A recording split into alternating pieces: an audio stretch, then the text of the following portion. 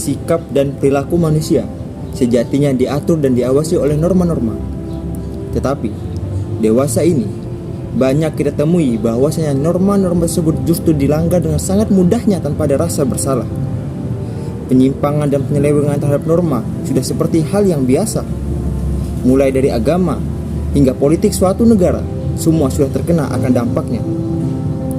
Inilah ulasan saya, problematika norma kita.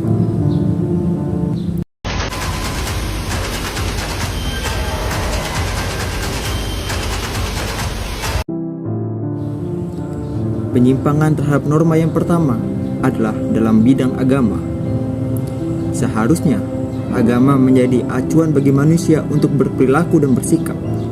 Tetapi, jikalau kita lihat sekarang, banyak dari penyimpangan norma tersebut dilakukan oleh kata mereka yang katanya beragama. Salah satu penyimpangan dalam norma agama adalah perzinahan. Hampir seluruh agama, terutama agama Samawi, melarang adanya perzinahan. Perzinahan adalah di mana bercampurnya antara laki-laki dan perempuan tanpa ada ikatan pernikahan. Memang, jikalau kita berpikir secara logika, ini bukan kapasitas kita untuk berbicara. Tetapi, jikalau kita melihat ini dan ini, sepertinya kita harus berpikir dua kali untuk melanggar aturan main Sang Pencipta.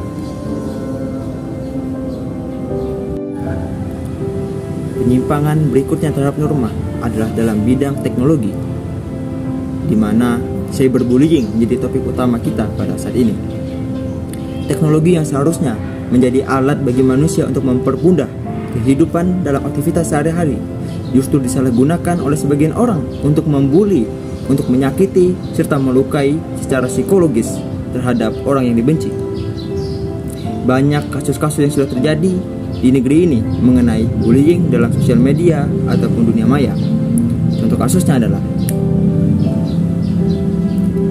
ini menjadi PR bagi kita untuk lebih bijak dalam menggunakan teknologi, karena teknologi adalah acuan bagi masa depan bangsa, karena teknologi adalah harta utama bagi kita sebagai anak bangsa untuk mencapai suatu kemajuan. Jangan jadikan teknologi sebagai usaha untuk melukai, sebagai usaha untuk menyakiti antar sesama. Penyimpangan berikutnya adalah penyimpangan dalam bidang gender, di mana patriarki dan emansipasi wanita masih belum terpenuhi. Banyak di antara masyarakat kita masih menjunjung tinggi laki-laki di atas perempuan. Laki-laki dianggap gender yang super power dan harus ditaati, sedangkan perempuan menjadi gender kelas nomor 2 yang tidak berhak mendapat kebebasan, pendidikan, serta pengajaran. Serta tak jarang perempuan hanya dijadikan sebagai objek seks semata. Dengan melihat peristiwa ini, fenomena ini dalam masyarakat, banyak kasus yang terjadi seperti yang menjadikan wanita sebagai objek kekerasan. Pokok bahasan kita berikutnya adalah pembahasan mengenai penyimpangan norma dalam bidang politik, di mana dalam hal ini bentuk penyimpangannya adalah money politik dan politik identitas.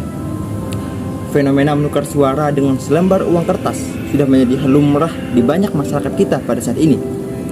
Ditambah dengan maraknya pendekatan politik tidak sehat dengan menyamakan identitas seperti agama, ras, dan suku. Politik yang seharusnya menjadi laga adu progres dan kebijakan justru menjadi ajang siapa yang paling agamis dan kesukuan. Tentu, hal ini sangatlah tidak dibenarkan karena sangat melukai dan mencederai norma demokrasi kita. Salah satu bentuk penyimpangan dalam bidang ini ialah terjadi di daerah